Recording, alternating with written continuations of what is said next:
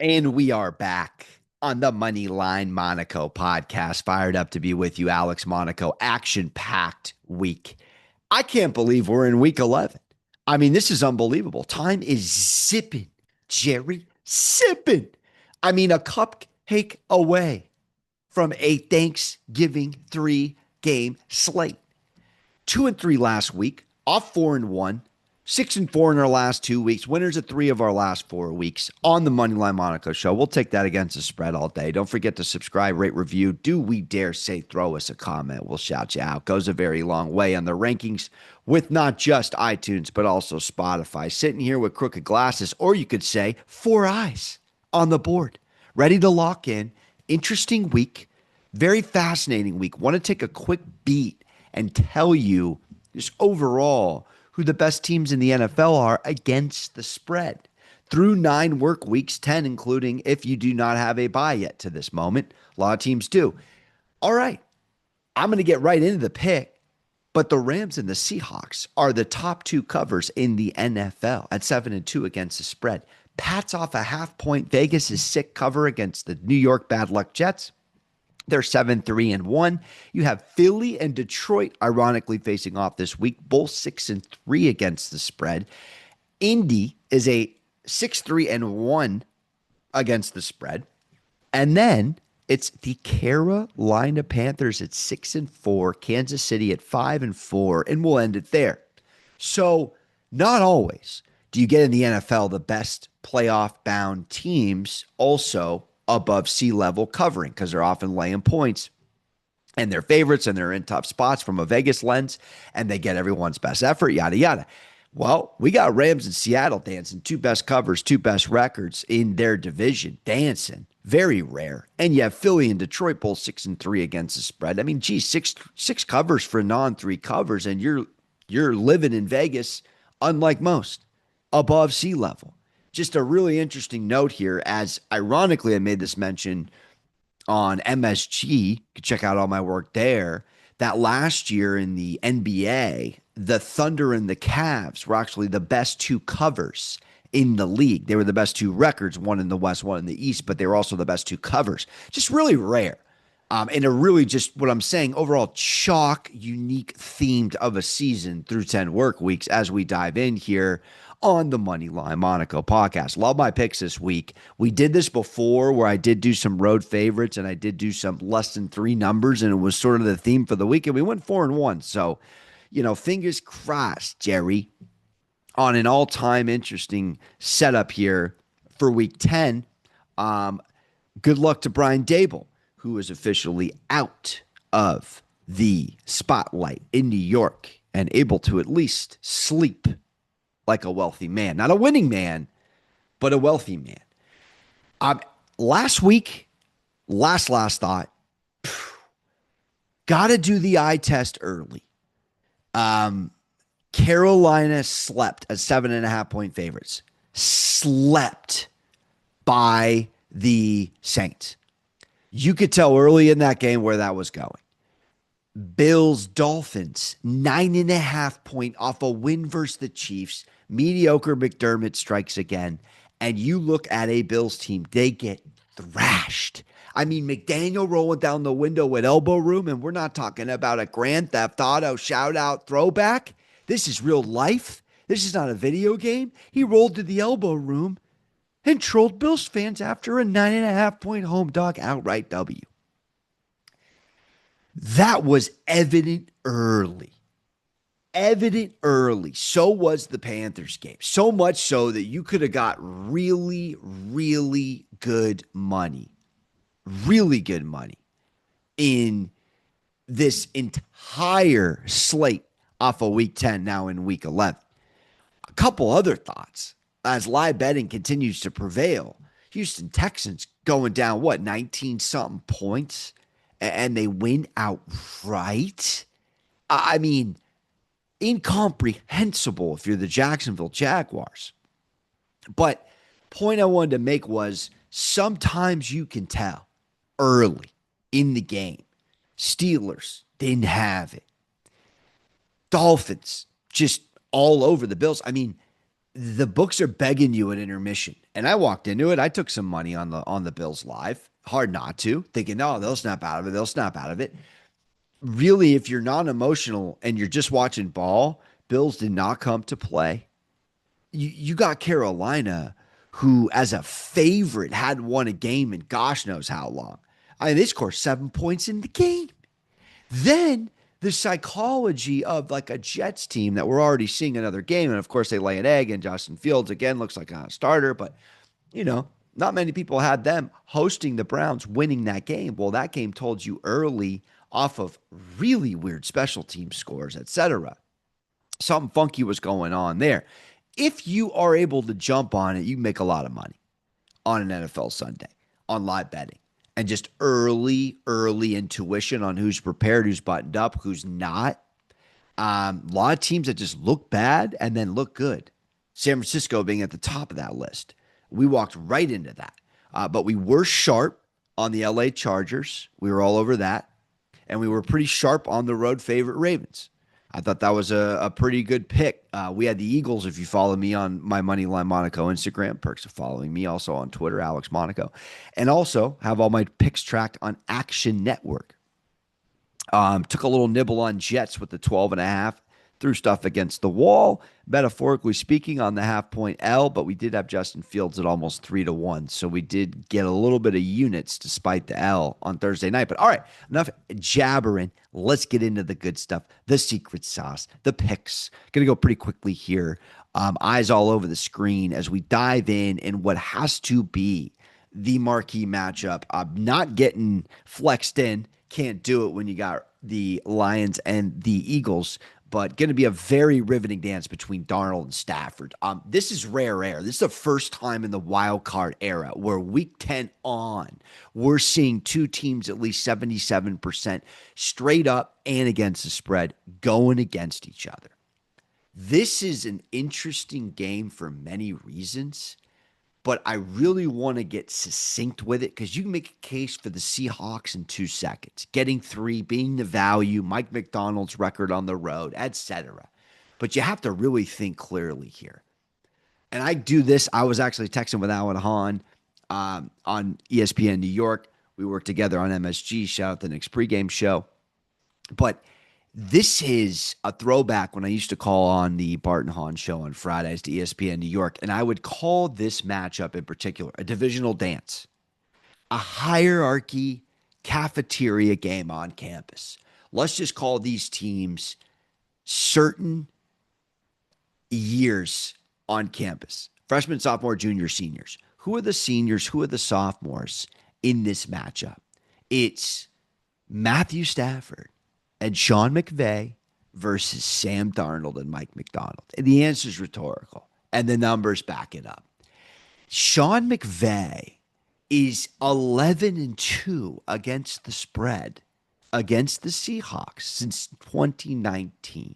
Matthew Stafford, MVP Matt, is 5-0 straight up, 4-1 against the spread versus Seattle. Average margin, 6.7 points per game. You then begin to work backwards, go, okay, so mentally they're older, they're more experienced, they've been in this spot, they've won in this spot. Let's get in the weeds a little further because these are 2 top 5 defenses and 2 top 5 offenses, statistically speaking. Again, where do you get the edge? How do you look at the painting? Very simple. Jerry, you now say, who is more fundamentally sound? And when I tell you one team's +7 and third best in the NFL at turnover differential, +7, and another's -4, sitting next to in Southwest Airlines 32B, I wish I was kidding, the Cincinnati Bengals and the New York Football Giants when it comes to turnover differential. That is the Seattle Seahawks. They're -4 versus +7 Rams. There's your ball game. Who is more prone to make a mistake with an erratic throw? We've seen Darnold do it rarely this year, but he's doinked a helmet or 2. He's cost a team on a game-winning drive a time or 2. He's been sensational Just saying, this game is really close. Comes down to the little things. I don't know that Mike McDonald's road record's going to matter if Darnold gives away the ball more than MVP Matt. I could keep going. I don't need to. This is a hierarchy cafeteria ball game. Take the seniors on campus to the window. Thank me later. Marvin. That's a Rams -3, if you could pick it up. Let's go on the road. Could get this number at 2.5. I'll co-sign on -3. I got it at 2.5. Benefits to the only shopping I do during the work week, the sportsbook shopping. I went to the grocery store this week with my girlfriend. I came out ready for a nap. I digress. Chargers, who we were on last week, mollywopped the Pittsburgh Steelers. Absolute free first half under. I've hit 2 of those in 2 straight prime times. Scuba Steve under special. 2 hard knock coaches, 2 old school blue collar coaches, Jim Harbaugh, Mike Tomlin. But what did it come down to? Very simple. This is a Pittsburgh team that hasn't been able to run the football all NFL season. Very simple to play, as the Chargers have done all season. Top 5 pass defense against a Rodgers, a lovely individual on the season numbers. Just when it comes to pressure, can't move around, man. And this was a mediocre offensive line, as we know, in Pittsburgh, protecting an excellent pass rush in the Chargers, who do not do a lot wrong. We take the Chargers, we're going to roll it over to the Chargers again. And you would say, oh, no, psychologically, this is a Jacksonville Jaguars team that was up all game. Literally thought it was over. I'm working Knicks on Sunday. I look at it. I'm like, oh, my gosh, the Texans won? The Texans won with Davis Mills down 3 scores. Not just down 3 scores, down 19 points in the fourth quarter. I mean, this is atrocious. Almost at this point, is this just a Jacksonville Jaguars curse? Are they in the same bucket as the Browns and all these bad energy franchises that just can't get out of their own way? I mean, you're up 29-10 entering the fourth. You lose, and you lose that cover of that 1.5 point because it was a 1-point lead as Lawrence tried to come back. All that to say, and then he gives up a freaking pick 6 to rankings, I think. If I wasn't mistaken, Sheldon. So back to the point. You go, all right, where do you fare off of, and listen to this, teams who don't cover in this spot and lose 19 points or more in the fourth, all right, and their line was 3 or less, which because it was a 1.5 point game, were previously 149-1 against the spread. Do you know who the 1 was? The Atlanta Falcons against the Patriots in the Super Bowl. Might I repeat, up 19, entering the fourth, less than 3-point line, blow the game, blow the cover, 149-1 against the spread previously. The Matt Ryan never recovered Falcons. Your prince that was never promised, Trevor Lawrence, and the Jacksonville Liam Cohen Jaguars. Astonishing. Astonishing. You might ask, all right, hangover the next week? Oh, you better believe it, Jerry. Since 2019, teams blown 14 plus in the fourth quarter of the previous game, or a mere 5-13 straight up. 6-12 against the spread. 0-4 straight up. We've seen it 4 times since week 6 this year. Have not won. 0-4 straight up. 0-4. This is a Jaguars defense. Again, fugazi. They gave up a 10 for 15 on third down to Davis. Might not have a picture in Madden. Mills. They gave up 17 first downs to Davis Mills.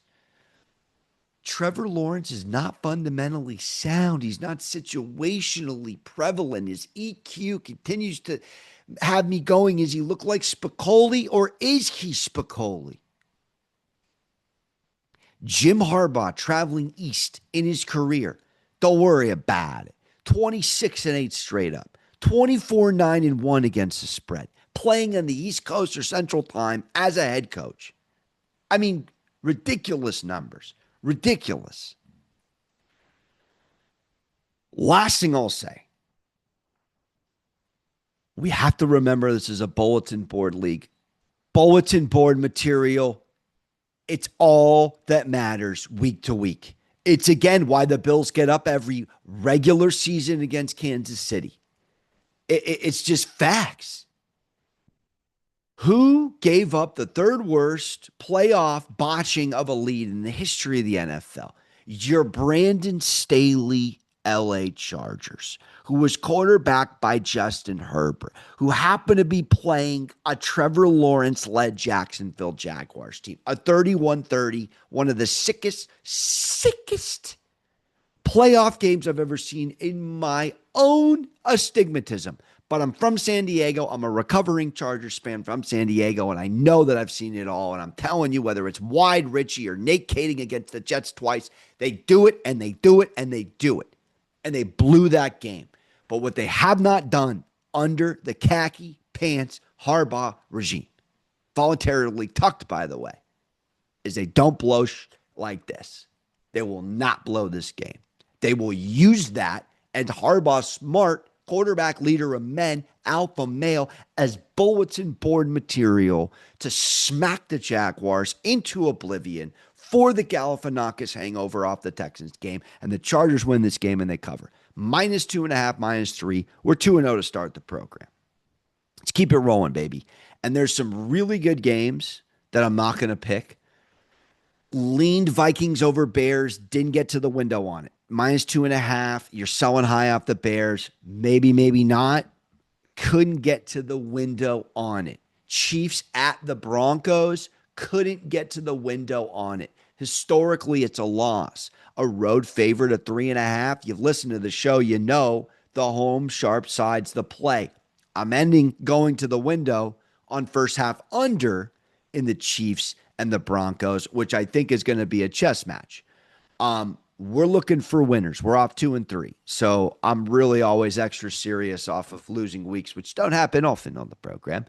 I'm going to go to Arizona, and I'm going to hope the flippity-floppity win-loss San Francisco 49ers, who, oh, by the way, have alternated wins and losses in their last 8 games after starting 2-0, are off a loss, and we're off a loss against them. But we're getting 2.5 under a field goal against Jacoby Brissett. Marvin Harrison, hopefully he's all right. Appendicitis, won't be playing. Really, really have to back the San Francisco 49ers here and hope, because we did see full participant for the first time in Brock Purdy's last few weeks here, hoping that he is a go, because he is excellent in his 5 outings against the Arizona Cardinals in his career. 3 wins on his record, 9 touchdowns, 2 interceptions, and 120 passer rating, folks. I mean, that is a really, really good outing. And in his last 2 games, 5 touchdowns. To me, this game again comes down to who situationally is going to be more locked in, who's going to be able to do what they do well better. And I do go often, as we know, if you listen to who has the coaching edge, I'm often on the right side. Doesn't always matter. Gannon versus Saleh and Shanahan on the offensive side, if he does in fact get Brock Purdy back, we still have to remind ourselves that the San Francisco 49ers defense is not, despite being very hurt, anything to snub at. They barely give up over 3 touchdowns. I mean, Arizona gives up more points per game, if we're going there with it, in that category. Now, Niners Ironically, since we're on the road here, are 4-2 against the spread on the road versus 1-3 against the spread at home. So kind of hard to conceptualize. These are Action Network numbers since the start of 2023. San Francisco was just 8-15 against the spread at home. It's the least profitable team at home since 2023. Surreal. On the road, they're right in the middle. They're 11-12. Now Shanahan is very much not a win loss guy against Arizona. Very pedestrian, believe it or not. But, Carolina is, Cardinals, Arizona is just not really. And I know they're a good bounce back team after a loss with Gannon. I'm looking at the numbers, but they're just not that good in division. I mean, this team is winless in the NFC West, and they're 4-17 straight up over the last 4 years in this division. You see, Arizona is playing for pride and just playing for their locker room. San Francisco still very much has an opportunity to be the 7th seed and sneak in with 3 teams from the West. They could do it. I'm not saying they will with the way the Bears are playing and the way that, the NFC North will probably have 2 teams, maybe even 3, how it all shakes out. But this is just a really, really good team to back off of looking poorly. And then you just think about how their season's gone, and it's really all what it is. It's win-loss, win-loss, win-loss. You lose to Jacksonville, you come back, you beat the Rams. You lose to the Tampa Bay Bucks, you come back, you beat the Falcons on an incredible defensive outing. And then you lose to the Houston Texans, and what did we do? We said that was a trap game, but we backed them at the next week MetLife against the Giants in this exact same number and this spot. And I told you it was a game where I wasn't worried if it was Mac or it was Purdy. Do feel that way here. Can't necessarily say that in this spot it wouldn't be appreciated if it was Purdy. We did see this, though. We saw this. San Francisco, and we actually lost on it because it was a 1.5-point line. They were at home and they won 16-15. It was a Kyler Murray game. It was a Mac Jones game. Mac Jones was serviceable. He was 27-41, 1 touchdown, 1 pick. But to me, again, without boring you because it's not a glamorous game, I feel we're going to get a team that historically we're looking at in the last few years is better in this spot than at home. And they're in a place where they really, seemingly, trends-wise, typically bounce back. So we're going to go Niners minus 2.5 as we keep it going and we dive in. And we have to do it, baby. Oh, we have to do it.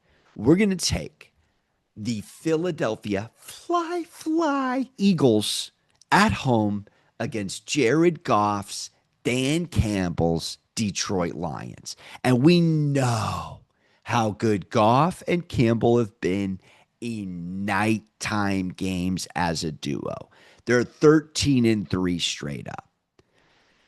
However, all 3 of them have been as underdogs. And you have to think he, as in Jared Goff, is very good at home. He's 22-5 straight up in nighttime spots. But as a favorite, as an underdog, at the books, he's 4-9 straight up. 4-9. Then you got to do the indoor-outdoor thing because we're selling you on Philly. Indoors, he's 12-3 covering. And outdoors, he's 14-11. But again, that is favorite versus underdog. Favorite, 10-4. Underdog, 4-7. So those are straight up. What's better, 1 or 2? 2 or 3? We're at the optometrist, baby. That's Jared Goff indoors, Jared Goff outdoors. Jared Goff outdoors at a menacing ruckus environment like Philly where he's going to be California chilly.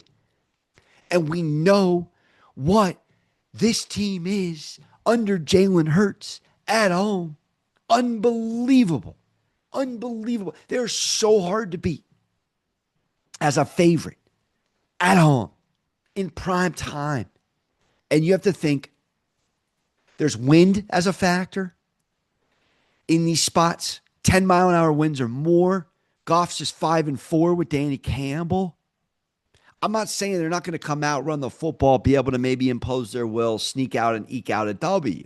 I'm saying it was very similar to last week, and I didn't do it as my 5 because I don't do the Monday night games as my 5 because, it's just, this is a Sunday show.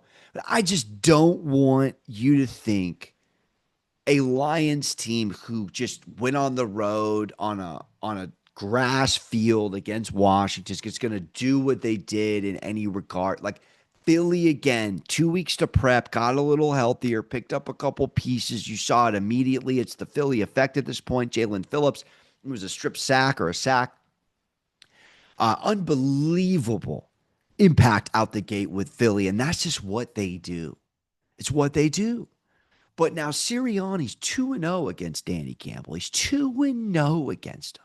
And this Detroit defense has allowed 82 points in those two games defensively. 0-2. There's only one coach Dan Campbell's worse against than Sirianni. It's Pete Carroll. So, Jared Goff started 9 games outdoors since 2020. He's 3-6. It's just, again, I know there was a spot once upon a time where it was a very good Ravens team and it was the Lions going on the road and we were going to see them in a similar spot. How are they going to beat a Ravens team in Baltimore? It's like, you saw week 3. They're off 52 points against Chicago, not great D, and then they just roll it over. Philly has been a pretty dang good team. We just like to just nitpick Philly. I mean, really, we like to nitpick Philly. I mean, Philly lost 2 games this year because they only scored 17 points. Outside of that, they clear 17 points. They've won the ball game. Outside of last week in a chess match that they showed you they could win as well.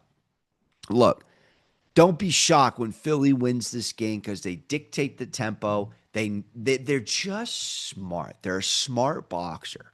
They're not a boxer that's going to overwhelm you this year. I mean, would you believe that they were 7-2 if Saquon had one 100-yard game, whatever he has? He hasn't cleared that key number right around 60, 80 more than a few times. I mean, come on. You'd be like, no way Philly's that team. They're situationally one of the best teams in the league. And when it comes to these games, Jalen Hurts just does not get enough respect, but he just often doesn't cower down. Again, a game that they're both 6-3 against the spread, you could just be like, oh, there's no way. I mean, there's no way. There's a spot where we can fade Dan Campbell's lines. It's like, I'm telling you, this is the spot. They're 1-2 as a road dog this year. That gave you the numbers. So we'll go Philly. We'll enjoy a primetime Philly spot. We're going to just get absolutely guaranteed, I'll tell you this, a phenomenal defensive effort. And Goff is incredibly frustrating to watch if you're on Detroit and he's thrown off his line. I mean, cul-de-sac father of 1 right now. He's looking like Joe Flacco under duress. I mean, you get to him, it's going to be a long day at the office.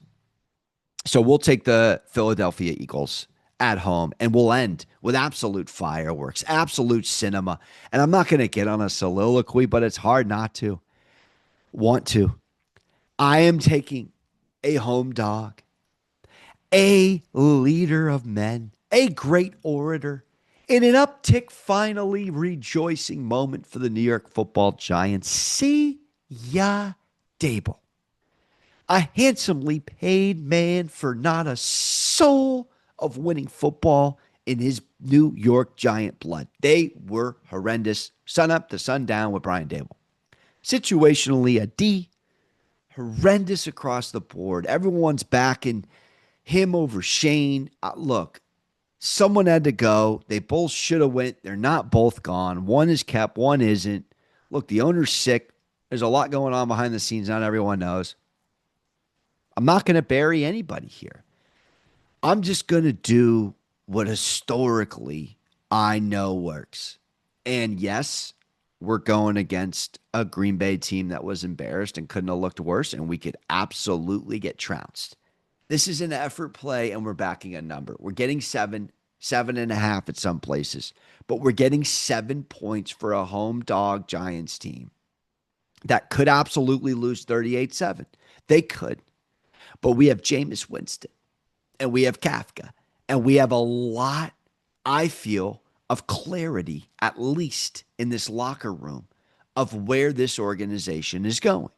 And I'm going to tell you right now, the Packers, two trains of thought. First of all, can Jameis Winston score 17 points or more? He absolutely can. Well, the Packers are 1-3 straight up and against the spread in games they allow under 17 points. The rest of the NFL is 61-5 straight up, allowing under 17 points. So it's just fascinating. They lose these games to Cleveland. They lose these games to Carolina. And I'm not saying Carolina is, obviously an unbelievable situational team to back. Like they can't win games anymore. They're winning games now, but they still are a team that Vegas gives you a lot of favorable spots, I feel. But I digress there. You have to think that Giants have had some really bad luck. They're 2-4 when they've led by 10 or more at any point in the game. But you know what, with that number? That's 0-4 on the road and 2-0 at MetLife, Jerry. That's 0-4 on the road and undefeated at home. If they're up 10, if they go up 10 at any point. And Jordan Love is ironically in this spot, and we got to talk about it. He with the Green Bay Packers, and this is a Green Bay Packers number. But you have to think about this. As a 7-point favorite, they're 0-5 against the spread when favored by 4 points or more 10 weeks on. You go back to 1990. Only 4 teams are 0-5 against the spread or worse in a spot where they're getting 4 or more. Oh, and 3 of those 4 teams have been the Packers franchise. That includes 2021. Look, 97, 99, 2021, 2025. Point is we're looking at a Green Bay team that plays down to their competition. There's just no way you can sit here and tell me otherwise. And what if you get in the same arena where the Jets let go of a couple of assets, not a coach, but a couple of key assets, Quentin Williams and Sauce Gardner, gave you an uptick in effort and won the ball game? Could the Giants with Jameis playing free, playing loose? Here's the nice thing. Psychologically, you're playing free and you're playing loose. Now, we've seen 19 coaches fired entering week 10 or later. The teams went 11-8 against the spread in those first game spots. 11-8. 11-8. I'll take it. I know this is going to be a plug your schnoz spot, and I maybe wanted to try to go. I tried to get to the window on the Chiefs -3.5. I just couldn't do it. We're going to back a number. We're going to back a psychological spot, and we're going to back a quarterback coaching change. It's also a team they're going against that has shown us they don't really rise to the occasion and play great football against awful opponents. They just don't. I mean, they were getting like 12.5, I remember, against Cleveland. They lose that game 13-10. I mean, just think about it like this. The number is 7. All right. They've won a Pittsburgh game by 10. Sure. Fair. They won an Arizona game inside this number. They did beat a Washington team by a little bit more than this number. And they did win a game at home, of course, week 1, shocked the world, taking an outing where the Lions just were off their game. I mean, Love didn't even throw 200 yards in that game.